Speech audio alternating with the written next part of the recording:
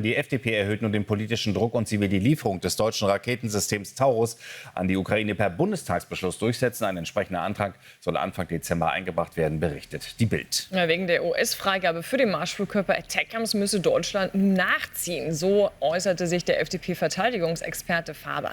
Zuletzt hatten sich Spitzenpolitiker von Union und Grünen ebenfalls für Taurus-Lieferungen ausgesprochen. Kanzler Scholz von der SPD lehnt diese Lieferung ja weiterhin strikt ab. Ja, Leonie, was soll das eigentlich, was die FDP da jetzt durchziehen will? Die Union hat ja bereits angekündigt, nee, bei der Nummer machen wir nicht mit, die ist zu durchschaubar. Und auch die Grünen, die ja auch die Taurus-Lieferung unterstützen würden. Aber genau bei dieser Bundestagsdebatte wollen sie sich dann auch nicht beteiligen. Also wie realistisch ist es tatsächlich, dass diesem Antrag jetzt auch Taten folgen werden?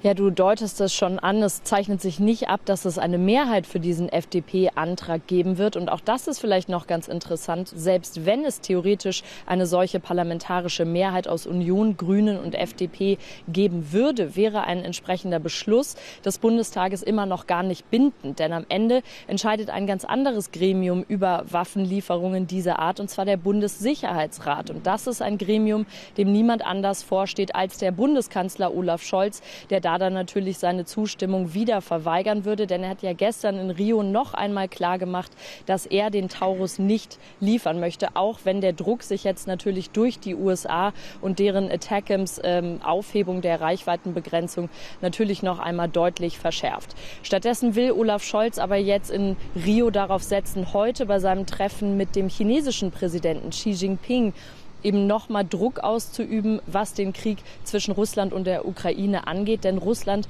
soll ja chinesische Drohnen geliefert haben. China soll ja chinesische Drohnen geliefert haben an Russland. Da möchte Olaf Scholz seinen Amtskollegen noch einmal besprechen, möchte natürlich auch da noch mal Deutschlands Einfluss geltend machen und so versuchen, einen kleinen Beitrag zu leisten. Man muss allerdings sagen, der Kanzler, der scheint weiterhin auf die Friedenskanzlerstrategie zu setzen, denn das ist zumindest ein kleiner Teil seiner Überlegungen. Nicht nur seine eigene Überzeugung, dass er keinen Taurus liefern möchte, sondern natürlich auch strategisches Kalkül jetzt im Bundestagswahlkampf. Ob diese Strategie allerdings aufgehen wird, das ist schon ein bisschen fraglich, denn schaut man mal auf die EU-Wahlen zurück, wo Olaf Scholz sich ja auch schon als Friedenskanzler inszeniert hatte. Da ging die SPD mit dem schlechtesten Ergebnis in einer bundesweiten Wahl aller Zeiten heraus, mit nämlich nur 13,9%.